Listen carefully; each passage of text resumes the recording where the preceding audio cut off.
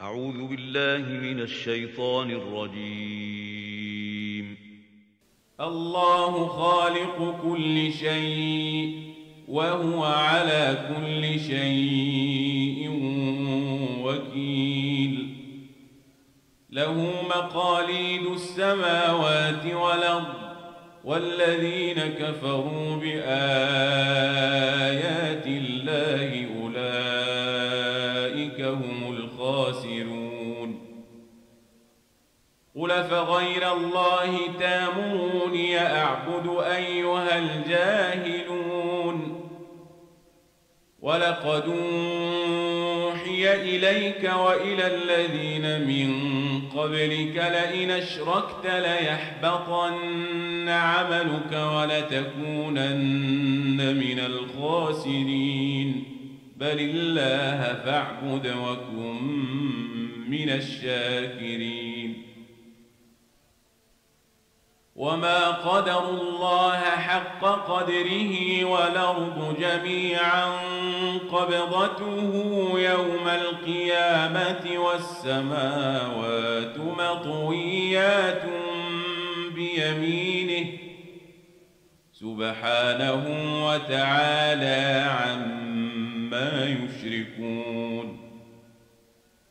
ونفخ في الصور فصعق من في السماوات ومن في الأرض إلا من شاء الله ثم نفخ فيه أخرى فإذا هم قيام ينظرون.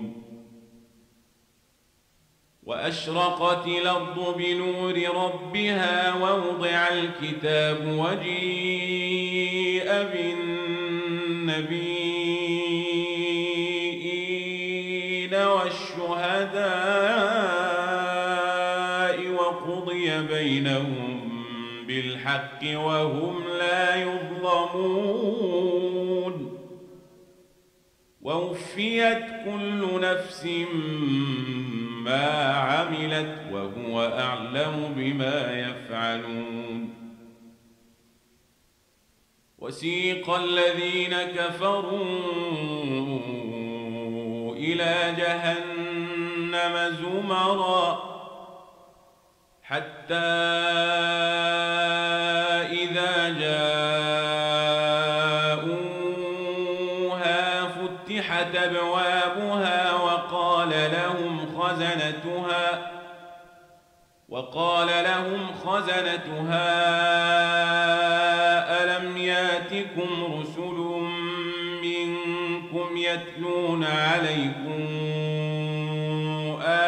آيات ربكم وينذرونكم لقاء يومكم هذا قالوا بلى ولكن حقت كلمة العذاب على الكافرين. قيل ادخلوا أبواب جهنم خالدين فيها فبئس مثوى المتكبرين. وسيق الذين اتقوا ربهم إلى الجنة زمرا حتى إذا جاءوها وفتحت أبوابها وقال لهم خزنتها سلام عليكم طبتم فادخلوها خالدين. وقالوا الحمد لله الذي صدقنا وعده وأورثنا الأرض نتبوأ من الجنة حيث نشاء فنعم أجر العاملين وترى الملائكة حافين من حول العرش يسبحون بحمد ربهم وقضي بينهم بالحق وقيل الحمد لله رب العالمين. بسم الله الرحمن الرحيم، والصلاة والسلام على أشرف المرسلين. إن الحمد لله نحمده ونستعينه ونستغفره ونعوذ بالله من شرور أنفسنا ومن سيئات أعمالنا.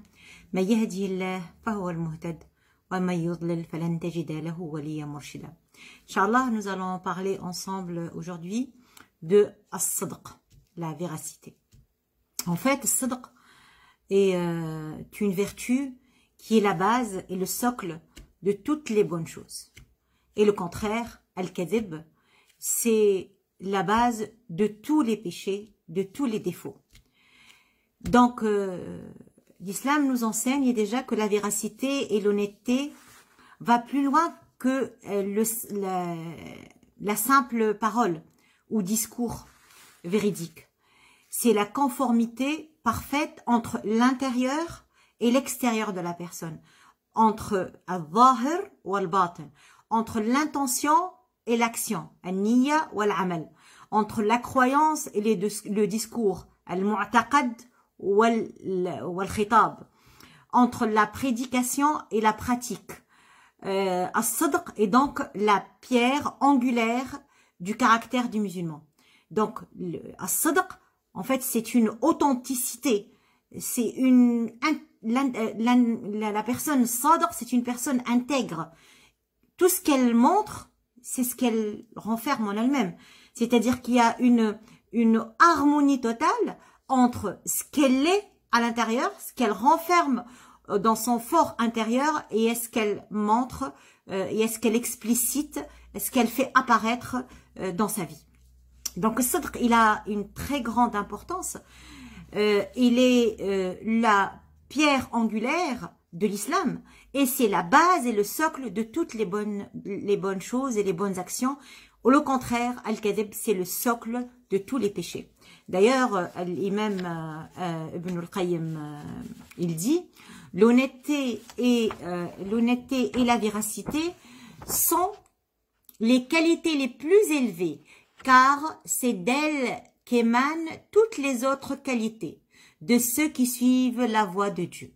Donc, c'est elle la base, et à partir d'elle vont émaner, vont venir toutes les autres qualités, qui suit bien sûr pour les personnes qui sont sur la bonne voie, la voie d'Allah subhanahu wa ta'ala. Et c'est d'elle que provient la voie de la vertu. Il continue en disant, laquelle doit être empruntée pour ne pas sombrer dans la perdition. C'est par ces qualités que se distinguent les croyants des hypocrites et les habitants du paradis des habitants de l'enfer. Elles sont l'épée de Dieu, as-sidq, et l'honnêteté, sont l'épée de Dieu sur terre.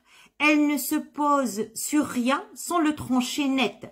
Elles chassent le mensonge et triomphent de lui. Quiconque se bat à l'aide d'elles ne sera jamais défait. Et celui dont le discours est empreint d'elle, de sidq, ses paroles vaincront son opposant.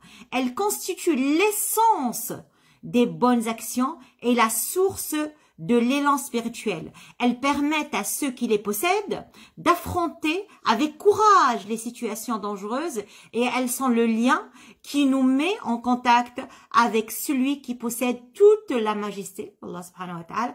Elles constituent les assises de l'islam, le pilier central de l'édifice de la certitude. Et ceux qui les possèdent, ceux qui possèdent l'honnêteté et qui possède as-sidq, la véracité, se situe tout juste au-dessous des prophètes. Donc, la place qu'occupe as-sadiqin, elle est là. juste à côté, juste en dessous des prophètes et des messagers. Donc, as-sidq, c'est toute une affaire en fait. C'est tout un état d'être, état d'esprit. C'est toute une façon de vivre. C'est d'être soi-même, être conforme à ce qu'on pense, montrer ce que nous sommes à l'intérieur. Donc, en s'efforçant toujours à être constamment dans la véracité, ou à être toujours véridique, une personne devient meilleure au fil du temps. C'est-à-dire que qu'en s'efforçant et en faisant tout ce qui est dans notre possible pour être véridique, bah c'est ainsi qu'on évolue et qu'on devient vraiment véridique et qu'on vit et qu'on mène une vie vertueuse grâce à ces qualités. La as-sidq occupe une position élevée auprès d'Allah subhanahu wa ta'ala et l'homme qui est véridique occupe une place élevée auprès d'Allah subhanahu wa ta'ala, comme le dit le prophète Muhammad sallallahu alayhi wa sallam. Je vous ordonne, là c'est hadith prophétique, je vous ordonne d'être véridique en tout temps. Hein, c'est pas des moments où je peux me permettre de faire n'importe quoi, de mentir. Non, nous devons être constants dans la véracité, tout le temps. Tout le temps, on a la même attitude. Quelqu'un de véridique, il l'est toujours. Et il doit l'être toujours. Il doit s'efforcer de l'être toujours. Donc, je recommence le hadith prophétique qui dit « Je vous ordonne d'être véridique en tout temps, car cela mène à la vertu. La véracité mène à l'birr. Hein? Inna as-sidqa yahdi ila al-birr wa inna al-birra yahdi ila al-jannah. Donc la véracité mène vers la vertu et la vertu mène vers le paradis. L'homme qui est toujours véridique et qui s'efforce sans cesse à l'être. Il est véridique, mais il s'efforce, il fait beaucoup d'efforts pour rester toujours et il cherche toujours la vérité. Il sera inscrit auprès d'Allah subhanahu wa ta'ala comme véridique. Et il continue, sallallahu alayhi wa sallam, en disant « Et méfiez-vous du mensonge, car le mensonge mène au péché. Le mensonge mène au péché et le péché mène au feu de l'enfer. L'homme qui passe son temps à mentir et qui ne cesse de le faire, c'est-à-dire il ment et il cherche le mensonge et il forge les discours et les paroles et il ment, bah, il sera inscrit comme menteur auprès d'Allah subhanahu wa ta'ala et ceci est dans Sahih Muslim.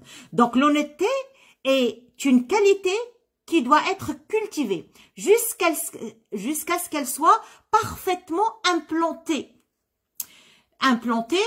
dans l'âme d'une personne et qu'elle se reflète dans son caractère et ses manières. Ali ibn Abi Talib, radiyallahu anhu, le cousin et le gendre du prophète Muhammad sallallahu alayhi wa sallam, il disait, à parler de répercussions positives, c'est-à-dire que des effets positifs de la véracité et de l'honnêteté de cette vie, il dit, quiconque fait 3 choses dans ses rapports avec les autres, connaîtra 3 types de réactions de leur part. Donc, quiconque fait 3 choses dans ses rapports avec les autres, connaîtra 3 types de réactions de leur part.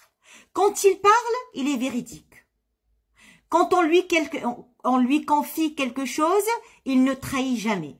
Et chaque fois qu'il promet une chose, il remplit sa promesse. S'il fait cela, leur cœur l'aimeront, leur langue le loueront, et ils lui apporteront l'aide et le soutien lorsque ils en a besoin. Donc, il sera loué, il sera aimé, il sera aidé. Parce qu'il était véridique, il était loyal, digne de confiance, et il ne trahissait jamais sa promesse. Il tenait toujours sa promesse. Donc, la véracité, elle nous élève. Elle nous élève pour être comme les prophètes et les messagers. D'ailleurs, Allah subhanahu wa ta'ala, dans le Saint-Coran, il nous cite les prophètes qui étaient véridiques. Il nous dit par exemple, ô Mohammed, parle d'Abraham, dans le livre c'était un véridique et un prophète. C'était, en fait, la véracité, c'était un attribut essentiel des prophètes d'Allah subhanahu wa ta'ala. Il mentionne aussi Ismaïl, où il dit, et mentionne Ismaïl dans le livre, il était certes fidèle à ses promesses, et c'était un messager et un prophète. Donc on voit qu'Allah subhanahu wa ta'ala, il nous dit que les prophètes, bien sûr, les prophètes, c'est les meilleures créatures, c'est les meilleurs hommes qui ont existé sur terre, étaient des véridiques. D'accord? Et nous, si on veut suivre leurs pas, nous devons essayer d'être toujours dans la véracité. Il nous parle aussi d'Idris, où il dit, Allah subhanahu wa ta'ala, et mentionne Idris dans le livre, c'était un véridique et un prophète.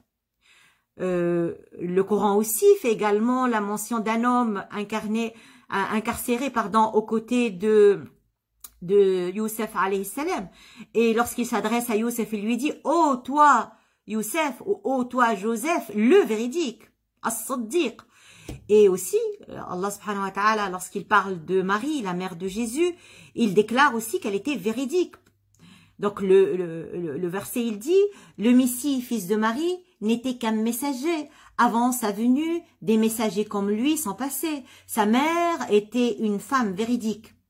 Et que les compagnons du prophète Mohammed sallallahu alayhi wa sallam aussi, mentionnés à maintes reprises dans le Coran, avaient eux aussi atteint la position élevée des véridiques.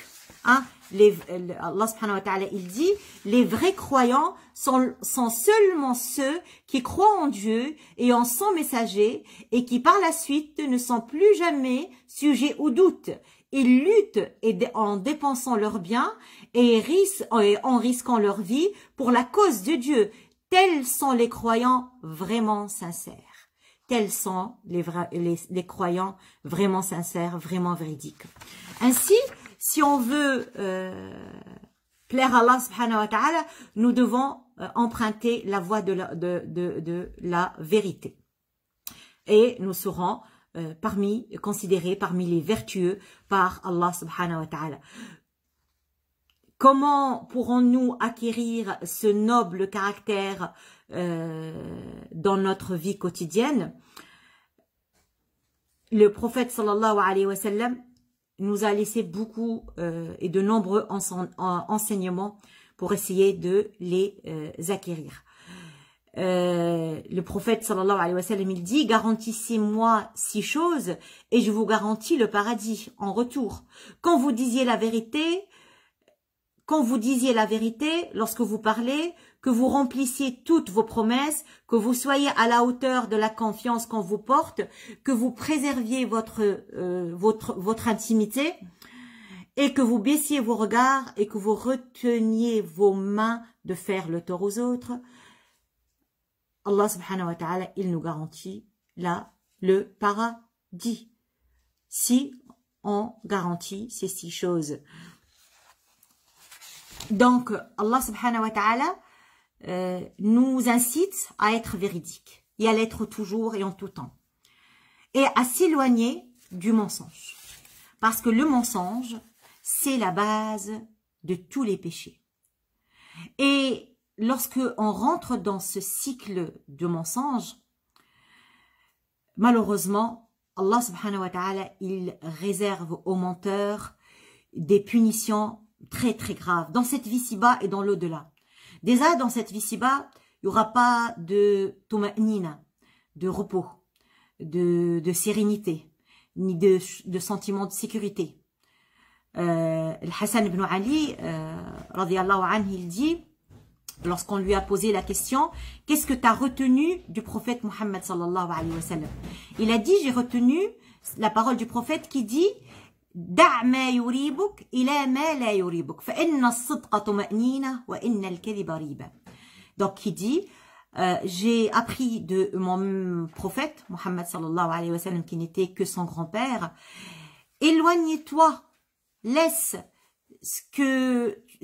la chose qui te fait douter vers la chose où tu te sens bien, où tu te sens en la sérénité, tu te sens dans la certitude, tu es sûr. Parce que le sidq, c'est at-tuma'nina, c'est la sérénité, c'est le bien-être. Wal-kadhib, le mensonge, c'est le doute, c'est le mal-être. Ça engendre aussi le mensonge, la maladie du cœur. Et puis, le mensonge aussi, il diminue la subsistance, al-rizq, les richesses, les biens. Et ça anéantit la bénédiction d'Allah subhanahu wa ta'ala, selon justement Abu Hurayra radiyallahu anhu, le Rasul sallallahu alayhi wa sallam dit « Birrul walidayn yazidu fil umr, wal kadhib yunqisu al-rizq, wa du'a yaruddu al-qada » qui veut dire la bienveillance envers les parents prolonge la vie. Le mensonge, il diminue la richesse et l'invocation, elle change le destin. Donc on voit qu'on a les moyens de changer le destin avec l'invocation. On a le moyen de fortifier notre richesse avec la véracité et on a le moyen de prolonger notre vie avec la bienveillance vis-à-vis de nos parents. Le mensonge aussi, le kadhib, c'est une cause qui éloigne les gens de son auteur. La personne qui ment et qu'on remarque qu'elle ment toujours, ben les gens vont plus vouloir être avec elle, ils vont la fuir. Et la personne qui s'habitue à mentir, bah, il sera méprisé. Et il n'a plus les gens ne le voient pas de la même façon qu'une personne, bien entendu, intègre, une personne véridique. Et puis, il y a autre chose qui est très grave, c'est que le mensonge peut priver la personne, son auteur encore, son privé, le mensonge peut priver son auteur de al-hidayah, de la guidance. Allah subhanahu wa ta'ala, il dit Inna Allah la yahdi man huwa musrifun kadhab dans sourate Ghafir, le verset 28. Allah ne guide pas celui qui est dans l'excès et qui est menteur, qui est dans le mensonge. Donc le mensonge peut bloquer la voie de la guidance. Qu'Allah subhanahu wa ta'ala nous préserve. Et puis al-kadhib, malheureusement, on l'a dit tout à l'heure, al-kadhib, le mensonge, il va mener vers la débauche, vers le mal, et ceci va mener vers l'enfer. Et Allah, le prophète sallallahu alayhi wa sallam, il dit aussi,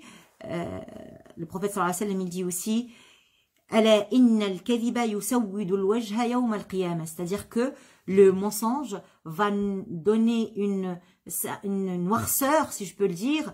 Le visage sera noirâtre le jour du jugement dernier à cause du mensonge. Aussi, malheureusement, le menteur sera chassé de la miséricorde d'Allah subhanahu wa ta'ala. ثم نبتهل فنجعل لعنة الله على الكاذبين. اللعنة ملعون الكاذب. Donc là, c'est grave. Il est chassé. Il n'a pas le droit à la miséricorde d'Allah subhanahu wa ta'ala. Donc le mensonge est multiple. Il y a plusieurs variantes, si vous voulez, du mensonge. Il y a al-kadhib ala Allah, mentir sur Dieu. Ça veut dire quoi? وَيَقُولُونَ عَلَى اللَّهِ الْكَذِبَ وَهُمْ يَعْلَمُونَ. Dans sourate Al-Imran, Allah il dit, ils disent des mensonges sur Dieu alors qu'ils savent que c'est des mensonges. وَمَنْ أَظْلَمُ مِمَّنِ افْتَرَى عَلَى اللَّهِ كَذِبًا. Dans un autre verset, il dit, et quel plus grand injustice, quel plus grand injuste que celui qui ment sur Allah subhanahu wa ta'ala. Donc là, c'est grave de dire des choses, c'est-à-dire prétendre des choses, attribuer des choses à Allah subhanahu wa ta'ala, alors que c'est un mensonge. Donc il y a al-kadhib ala Allah subhanahu wa ta'ala, il y a en deux, al-kadhib ala al-anbiya wal mursalin. Donc on voit comment Nuh, Ad, avec son couple Houd, Pharaon avec Moussa, même Muhammad sallallahu alayhi wa sallam, il n'a pas été épargné. Tous, ils ont été déjà traités de menteurs. Ils ont dit pour Muhammad sallallahu alayhi wa sallam, أَأُلْقِيَ الذِّكْرُ عَلَيْهِ مِنْ بَيْنِنَا بَلْ هُوَ كَذَّابٌ أَشِرٌ. Dans Surat Al-Qamar, verset 25. Ça veut dire quoi? Ils disent, lui, il a reçu la révélation parmi nous. Bah non, c'est un grand menteur. Et là, c'est une accusation grave. Il y a une autre forme là, on démentit le prophète, d'accord? On ne le croit pas. Mais le fait de dire des mensonges sur le prophète, sallallahu alayhi wa sallam, par exemple, lui attribuer des paroles qui sont pas les leurs. Hein? Dire, qala Rasulullah, sallallahu alayhi wa sallam, alors que c'est pas vrai. D'accord? Donc là, c'est grave, c'est très grave et c'est un mensonge. Et d'ailleurs, le prophète, sallallahu alayhi wa sallam, il nous dit, Men kadhaba alayya muta'ammidan falyatabawwa maq'adahu minan nar. Ou dans un autre, falyubawwa maq'adahu minan nar, qui veut dire, celui qui ment sur moi, en étant conscient de son mensonge, c'est pas par erreur, c'est pas il s'est trompé, non, il sait qu'il est en train de mentir, alors qu'il sache qu'il se prépare sa place dans le feu. Sa place, elle l'attend, en fait. Il l'a préparé, malheureusement, avec ce gros mensonge qu'il a fait sur le prophète, sallallahu alayhi wa sallam. Et là, il faut faire attention parce que ce genre de mensonge, il est très grave. Et nous devons justement faire attention à tout ce que nous disons partout et surtout et dans toutes les circonstances et nettement avec dans les paroles d'Allah subhanahu wa ta'ala Allah subhanahu wa ta'ala et son prophète Muhammad sallallahu alayhi wa sallam. Nous devons être très vigilants si on veut transmettre un message, si on veut dire quelque chose, nous devons être très vigilants, nous devons être dans la certitude, c'est sûr que c'est vrai, c'est sûr que c'est ainsi, et ainsi on pourra le diffuser, sinon on fait très attention parce que c'est d'une gravité majeure. Il y a aussi mentir sur les autres. Et là, il prend plusieurs formes. Par exemple, le fait que le vendeur, le commerçant, va mentir pour vendre sa marchandise. Hein? D'ailleurs, le prophète sallallahu alayhi wa sallam, il a dit dans un hadith, At-tujjar hum inna at-tujjara hum al-fujjar. Donc il a dit les commerçants sont, mais bien sûr il parle c'est pas tout le monde, mais une grande partie parmi eux malheureusement sont dans al-fujur. Al-fujur, c'est la désobéissance. Alors il leur demandait, les compagnons, Faqila ya Rasulallah, alaysa qad ahalla Allahu al-bay'? Est-ce que Allah n'avait pas permis la vente et l'achat? فقال صلى الله عليه وسلم نعم ولكنهم يحلفون فيأثمون ويحدثون فيكذبون. Mais malheureusement il a dit oui, Allah a permis le commerce, mais malheureusement des fois ils jurent et ils font des fautes et ils parlent et ils mentent pour embellir leur marchandise et pour pouvoir la vendre. Il y a d'autres personnes qui vont mentir ou d'autres formes de mensonges. C'est le fait que la personne va dire « j'ai vu ceci et cela » alors qu'il n'avait rien vu. Donc il est en train de forger, il est en train d'inventer. هذا هو الزور. Ceci c'est zour. Hein? Ceci c'est الزور, c'est le mensonge, c'est le fait d'inventer, de changer les choses. Et si on lui demande à cette personne qui a inventé, qui a dit des choses qu'il a vues, j'ai vu ceci et cela alors qu'il n'a jamais vu, bah, si on lui demande de faire un témoignage, bah, il est prêt à le faire. Et là, c'est shahadat az-zour. Et on sait très bien la gravité de shahadat az-zour parce qu'elle peut causer des torts, elle peut causer des problèmes et c'est d'une gravité majeure. C'est pour cela que Rasoul sallallahu alayhi wa sallam, une fois, il était en train de parler avec ses compagnons et il leur a demandé s'ils veulent qu'il leur cite les plus graves des péchés. Donc il en a cité deux et il était accoudé en fait, il était un peu allongé sur ses coudes et il a sursauté sur la troisième. Il dit qawl az-zour. Qawl az-zour est très grave et ça a fait même lorsque le prophète le citait, il a sursauté par sa gravité. Et Allah subhanahu wa ta'ala, il dit dans surat Al-Hajj verset 30 wajtanibu qawl az-zour. Donc nous devons faire attention. Des fois, les personnes qui veulent amuser la galerie, ils vont rapporter des choses, ils vont dire des mensonges juste pour faire rire les autres. Et là, le prophète, il nous met en garde, il dit « Waylun lilladhi yuhaddithu bil hadith liyudhhika bihi al-qawm fayakdhiba waylun lahu waylun lahu ». Ce hadith, il était transmis par Tirmidhi ou rapporté par Tirmidhi. Il dit Wail, c'est malheur à celui qui parle en inventant des choses, avec des mensonges. Il veut juste son but c'est d'amuser la galerie, de faire rire les gens. Waylun lahum, malheur à lui, malheur à lui. Donc là, c'est très grave. Même en voulant faire rire les gens, non. Le musulman, le croyant, le vrai croyant, il doit chercher la véracité, que ce soit lorsqu'il est dans le sérieux, lorsqu'il est en s'amusant, même dans la plaisanterie, il est interdit de mentir. D'accord? On doit toujours, même, on a le droit de plaisanter, mais avec des choses vraies, jamais de mensonges. Le musulman doit chasser les mensonges de sa vie. Des fois, un parent peut appeler son enfant pour comment dirais-je, pour lui embellir la chose, pour l'appeler, lui dit viens, je vais te donner quelque chose. Ta'ala hek.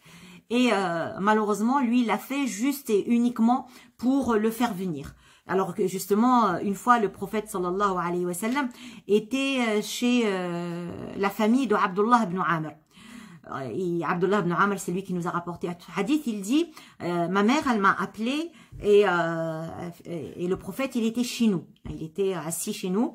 Et elle m'a dit, ta'ala a'tik, viens, je vais te donner. Et le Rasul sallallahu alayhi wa sallam, il lui a dit, qu'est-ce que tu as voulu lui donner? Elle a dit, j'ai voulu lui donner des dates. Alors, Rasul sallallahu alayhi wa sallam, il lui a dit, si tu avais rien donné, alors ceci serait inscrit comme un mensonge. C'est-à-dire, même si, voilà, tu peux faire par inattention, non, il faut pas le faire. Il faut faire attention. Même lorsqu'on parle, et d'ailleurs, les parents sont une école pour leurs enfants. Si tu lui apprends à mentir, c'est toi la cause, malheureusement, de sa défaite et de sa perdition plus tard. Parce que t'étais l'exemple et le modèle, le mauvais exemple, le mauvais modèle, au lieu d'être le modèle parental qu'il doit suivre dans sa vie. Donc là, nous devons faire attention, même avec les enfants, même dans tout ce que nous prononçons, ça doit être toujours véridique. Et bien entendu, on n'oublie pas ce qui se passe maintenant dans le mensonge, dans l'histoire, dans l'écriture de l'histoire, les mensonges qui essayent de déformer les civilisations et de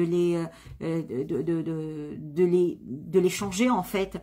Et puis le mensonge qui est très répandu dans les mass médias, dans les publicités mensongères, dans ce que fait aussi le mensonge des fiancés l'un sur l'autre, alors qu'on doit commencer notre vie par la véracité pour qu'elle soit basée sur les bonnes bases.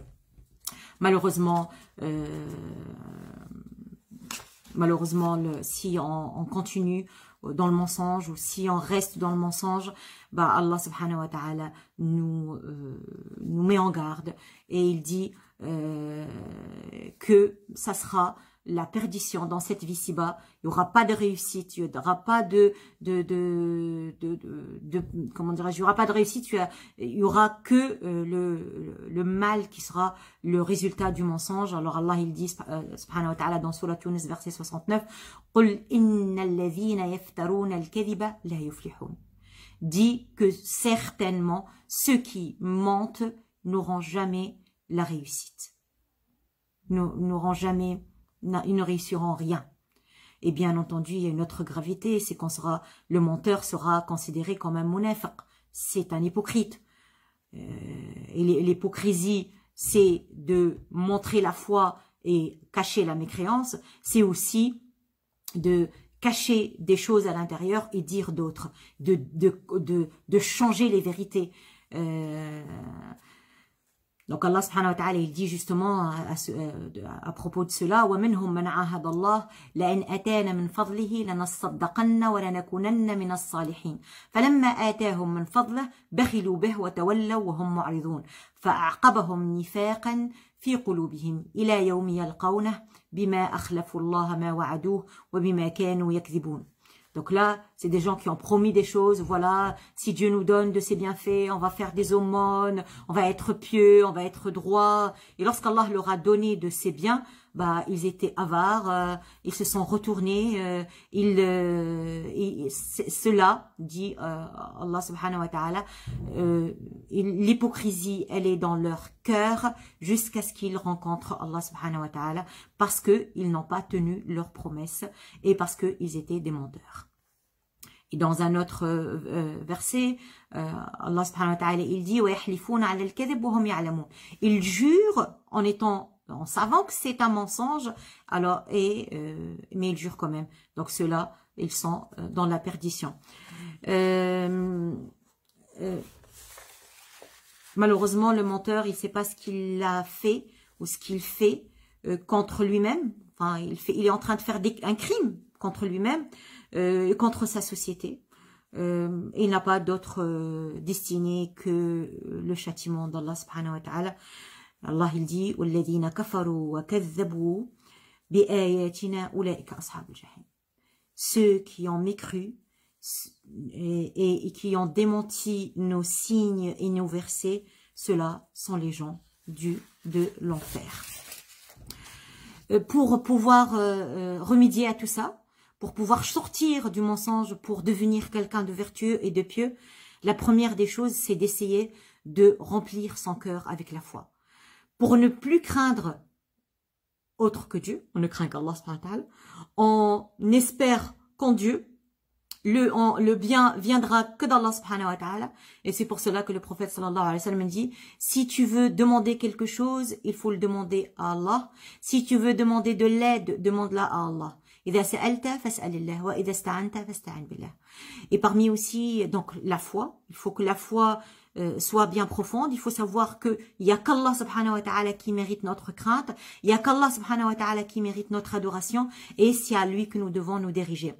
Parmi les autres choses qui pourront nous aider à corriger ce défaut, c'est d'être dans la certitude qu'Allah sait tout ce que nous faisons et tout ce que nous disons, tout ce que nous cachons et tout ce que nous montrons. Et tout ceci est inscrit.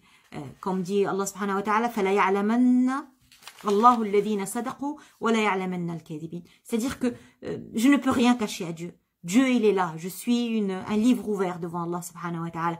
Donc, par crainte d'Allah, par amour d'Allah, par reconnaissance de ses bienfaits, ben je dois être toujours dans la véracité. Et puis de se rappeler quelle est la récompense de Sidq et de ladina sadaqou, des personnes qui sont dans la véracité, et en le rappelant, et puis en se rappelant aussi du châtiment qui va être donné, qui va être la destinée des menteurs. Ben là, ça pourra nous repousser du mal. Et puis de voir les exemples. Hein, regarder dans nos ancêtres vertueux, jusqu'à ce que certains de nos ancêtres, de nos prédécesseurs, ils détestaient le mensonge, jusqu'à ce que ça devienne inné en eux, jusqu'à ce que ça devienne un trait de caractère. Moi, je sais que je dis toujours à mes élèves, il faut être, le musulman, il est appelé à être modeste. Mais je leur dis pas avec les péchés. Avec les péchés, nous devons être orgueilleux, se sentir élevés. Non, c'est pas digne de moi de mentir. C'est pas digne de moi de se rabaisser à ce niveau, parce que en fait, c'est trop bas. Et d'ailleurs, j'ai trouvé que أعزائي المستمعين، قد حان وقت آذان صلاة المغرب حسب توقيت مدينة رينس وضواحيها. تقبل الله صيامكم وصلاتكم ودعاءكم. Il est l'heure de la prière qui correspond à la rupture du jeûne selon Reims et ses environs. Qu'Allah accepte notre jeûne et nos prières.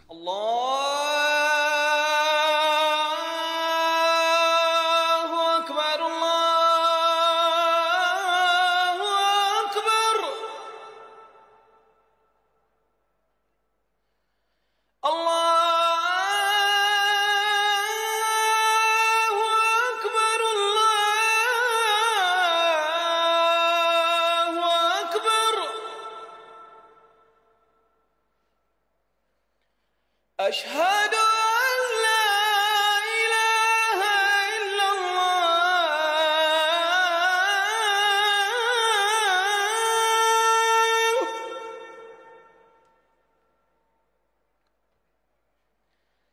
أشهد أن لا إله إلا الله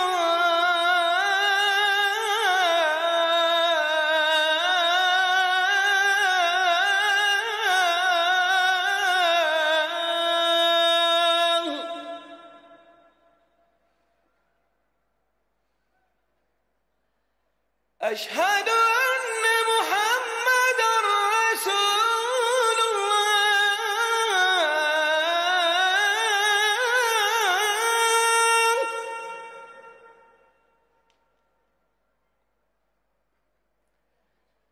أشهد أن محمدا رسول الله.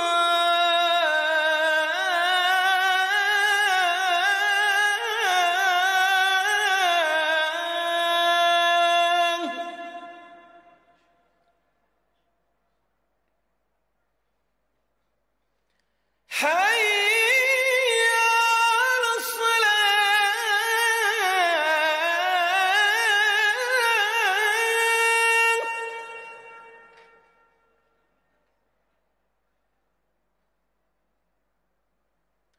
حي على الصلاة.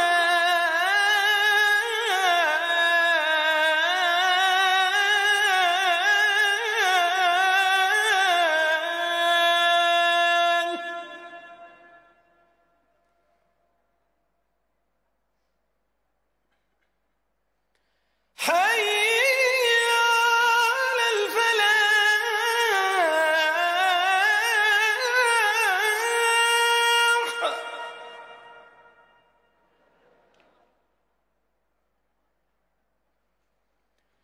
حي على الفلاح.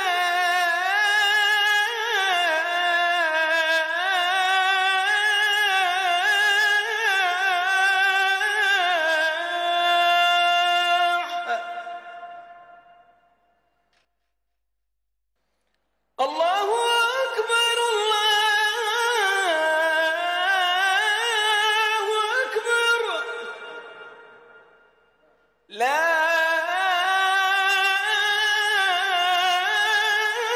إله إلا الله. اللهم إني لك صدقت وبك آمنت وعليك توكلت وعلى رزقك أفطرت. ذهب الظمأ وابتلت العروق وثبت الأجر إن شاء الله. اللهم أعنا على الصيام والقيام وغض البصر وحفظ اللسان وأدخلنا الجنة بسلام. وصلى الله على سيدنا محمد وعلى آله وصحبه أجمعين.